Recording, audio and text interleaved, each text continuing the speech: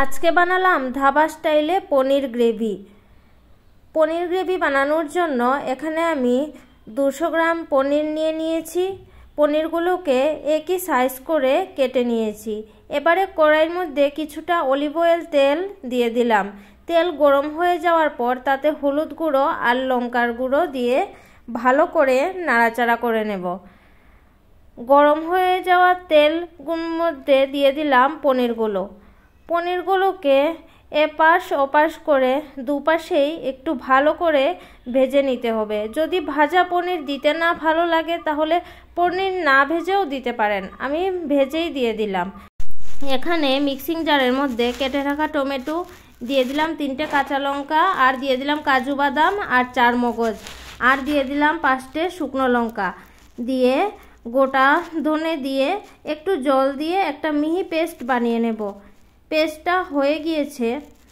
এবারে কড়াইয়ের মধ্যে ওই ভেজে রাখা পনিরগুলোর তেলের মধ্যেই আমি দিয়ে দিলাম 1 চা চামচ বাটার, দিয়ে ভালো করে নাড়াচাড়া করে ফোড়নের জন্য দিয়ে দেব তেজপাতা, দারচিনি, স্টার আনাস, জয়িত্রী আর সাজিরে দিয়ে ভালো করে নাড়াচাড়া করে নিতে হবে যতক্ষণ না একটা ভালো ফ্লেভার চলে আসে।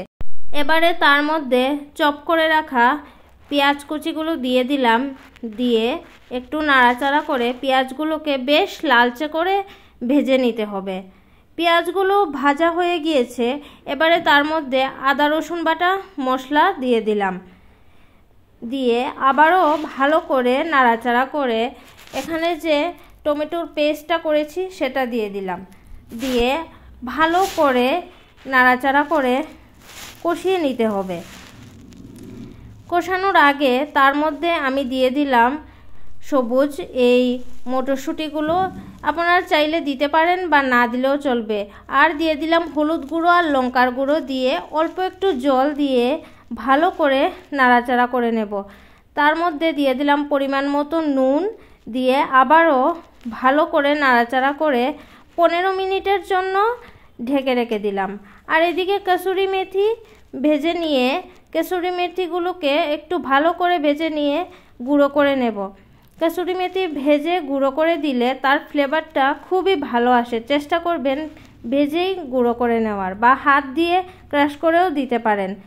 15 মিনিট পর ঢাকনা তুলে দেওয়ার পর দেখুন তেলগুলো কি সুন্দরভাবে ছেড়ে এসেছে, আর গ্রেভিটাও খুব ভালো হয়েছে। যত বেশি কষাবেন ততই ভালো গ্রেভি হবে।